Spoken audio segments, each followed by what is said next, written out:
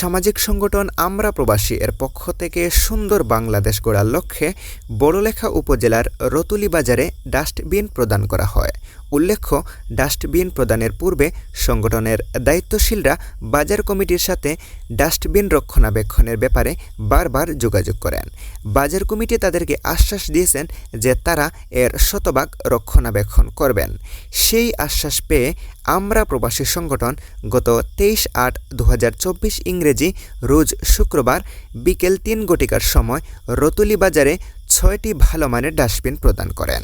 এ সময় উপস্থিত ছিলেন আমরা প্রবাসী সংগঠনের সদস্য ওমান প্রবাসী নাসিম আহমদ, সংগঠনের সদস্য কাতার প্রবাসী সাদিক বিন জাকারিয়া, সংগঠনের সদস্য কাতার প্রবাসী সাব্বির রহমান, সংগঠনের সদস্য আরব আমিরাত প্রবাসী সাইফুর রহমান, সংগঠনের সদস্য কাতার প্রবাসী জাহিদ নূর।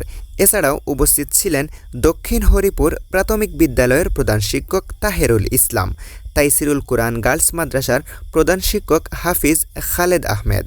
উপস্থিত ছিলেন বাজার কমিটির দায়িত্বশীল বৃন্দ, ব্যবসায়ী বৃন্দ, এলাকার গণ্যমান্য ব্যক্তিবর্গ ও পথচারীরা। আমরা প্রবাসী সংগঠনের পক্ষ থেকে নাসিম আহমেদ বলেন, আমরা প্রতিনিয়ত রতুলি বাজার দেখাশোনা করব।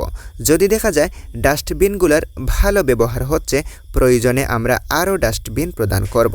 অনুষ্ঠানের শেষে সবাই আমরা প্রবাসী সংগঠনের সকল কাজের ভূয়সী প্রশংসা করেন।